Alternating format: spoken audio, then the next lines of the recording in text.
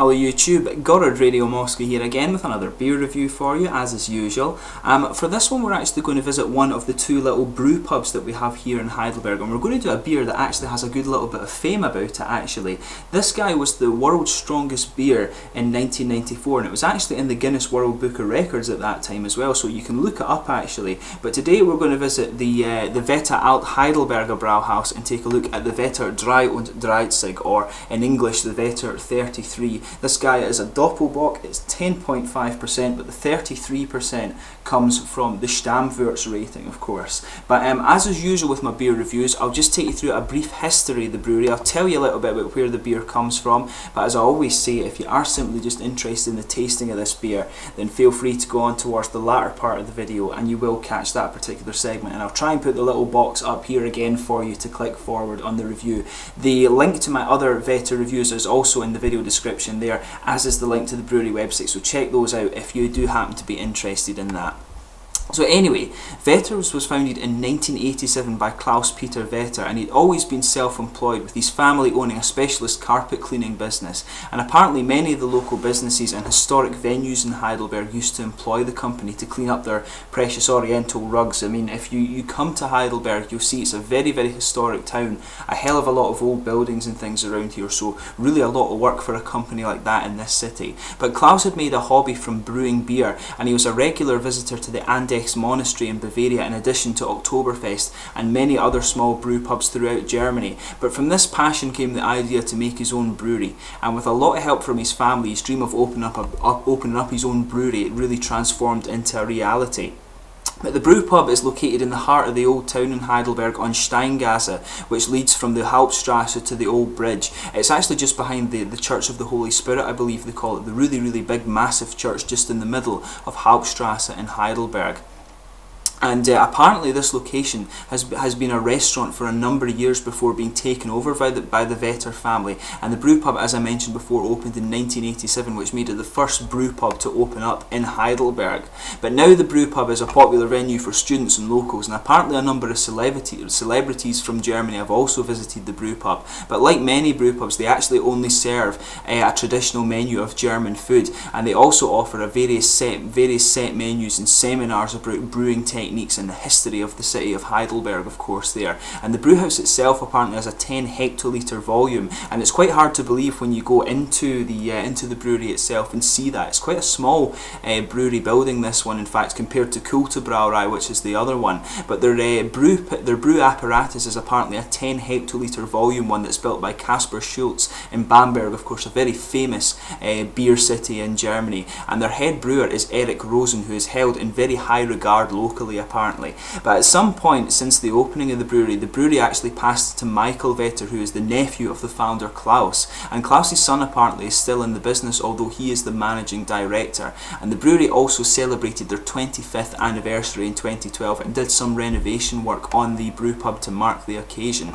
But just to list the other Wetter beers that you can get here, you can get the Helles beer, the Dunkel Hefeweizen, and the Wetter Dry, which is the year-round beers, and you get various beers that appear just in certain months. So whenever you go to this brew pub, there's always going to be at least one beer that's different every time you go. But to tell you about this particular beer itself before we get on to the tasting, the Wetter Dry or 33 was first produced on New Year's Eve 1987, and it was the world's strongest beer for a period of time at 33% Stammwürze, or 10.5% alcohol by volume, and it was in the Guinness World Record books in 1994. And apparently it was produced by then brewmaster Rudolf Kaspar for a bet with Mr. Wetter, in which he had said he could produce the world's strongest beer, but Mr. Wetter didn't believe him, and he did it, and he got it in the record book. So quite a cool little bit of history behind this beer for you there. And I should mention as well, as I do with most of my German beer reviews, because most of them are, all the beers from the Wetter brewery are brewed in accordance with the 1516 Reinheitsgebot, originally Bavarian, but now implemented all throughout Germany. But let's get this guy open and get on with the tasting here. I'll just bring up the camera and let you have a little look at the bottle here. As you can see, it's quite a unique label for this one, the Wetter Dry 33, or 33, as we would say in German. But you can see it's got this typical Wetter brewery logo on it, as the big bottles do.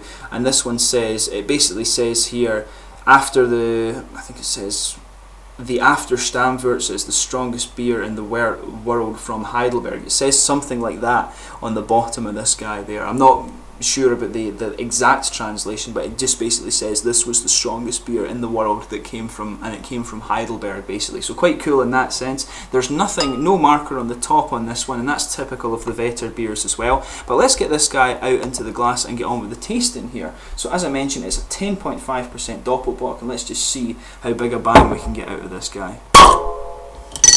It's alright actually. I can smell it just coming out here. This guy's kept quite well. But we'll see how we get on here. Usually in the brew pub, I should mention as well, they sell this guy in just 200 milliliter glasses. There's quite a bit of sediment coming off this guy as I pour it out there, and you can see it just going down to the bottom there, but that's probably just because it's been in the fridge and been cooled in fact.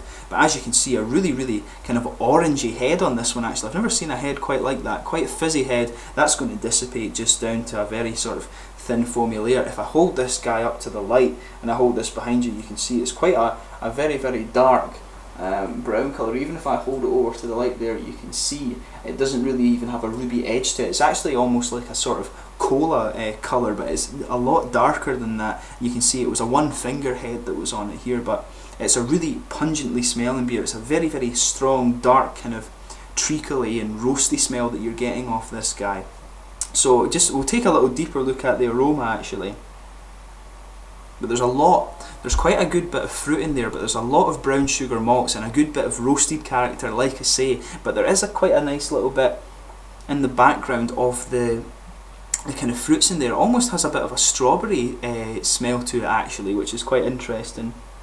But a lot of kind of fruity esters in there, I would say, and it does have that nice kind of plum and raisin in there, but you really are getting a lot of kind of treacle and caramel malts to this one. And like I say, there's just a massive bit of roasted character to this guy as well. You don't even need to swirl this guy up, you get all the aromas out of it just like this. But definitely a nice sort of dark, treacly, roasted brown sugar malt to this guy, and some really nice red and berry fruit in the background here. It's a really nice smelling beer, but it is a very strong one. And from what I remember of drinking this in the brew pub, it is actually quite a hard one to drink. So I'm not sure how I'll get on with a half litre of this guy.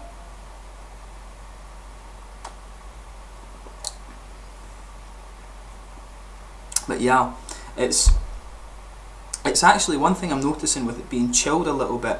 It's actually easier to drink when it's chilled than it is at the temperature they serve it in the brew pub. I think they serve it around 10 degrees or so in the brew pub, but it's actually a lot easier to drink like this.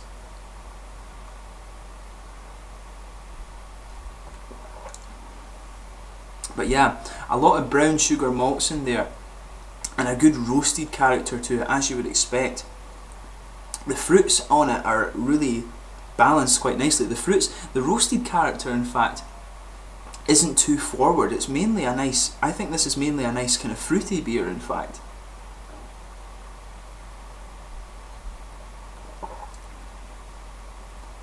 Oh, the sort of dark and roasted caramel flavours are kind of lingering on the tongue initially, but they fade, and actually they fade rather quite gradually just into the nice kind of berry fruits in there. I think the fruits that you may be getting in this guy is sort of definitely plums and raisins, maybe a little bit of figs actually, and it does, like I say, it does actually have a little bit of a strawberry taste to it. It's quite interesting.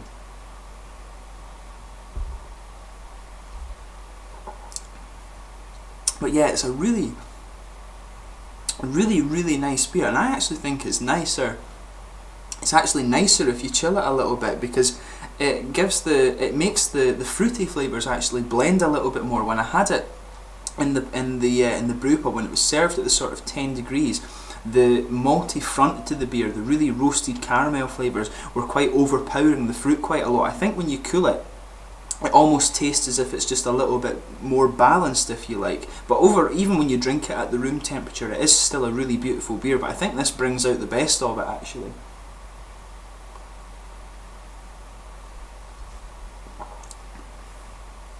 But yeah, I could say a really malty, treacly blast to this guy. really a huge bit of roasted caramel character in there, and there's not even, if there's any bready flavours in there, they're really more masked by this kind of treacly and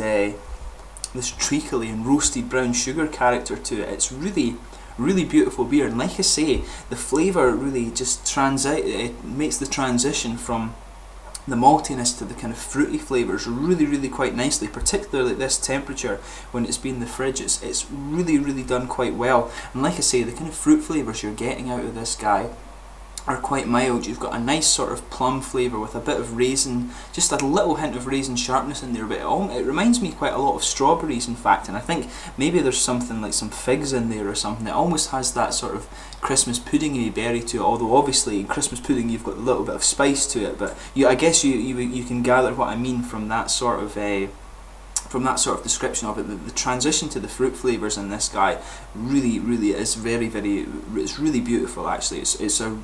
Well, I don't know how you say it. It's one of the nicest sort of transitions in the Doppelbock I've ever come across. I don't know if that's a good way to describe it, but this guy really is a really beautiful beer. But yeah, in terms of the mouthfeel of this guy, without a doubt, full-bodied. It's very sort of syrupy, maple syrupy mouthfeel to this one.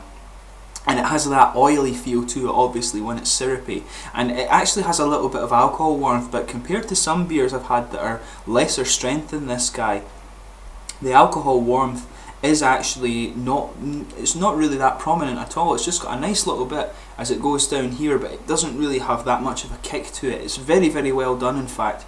And the carbonation of this guy is almost non-existent. The carbonation is actually really flat to this guy, but it's very smooth as well. It's got quite a nice, that oily mouthfeel I'm talking about is actually quite slick, and you're getting that nice syrupy character about it. This guy definitely is a sipping beer, so if you get one of these, don't kind of wolf it down, although obviously most of you will know that, but just enjoy the taste of this guy. You can go into the brew pub and get it in a 0.2 litre, and I think that was like €4 it is to buy it for the 0.2 litre, and you can also get this guy, the half litre bottle, and I think, if I remember correctly, I paid €7 or €8 for this half litre bottle, which is, it's quite expensive for a beer in Germany, but it's worth it to try. And like I say, it was the strongest beer in the world in 1994, so it's not often you can say you've tried one of the beers that used to be the strongest beer in the world. So, as I've always said with the Vetter brewery in Heidelberg, go and check them out if you do happen to be in the area. Check out the Kulte Brauerei if you want some truly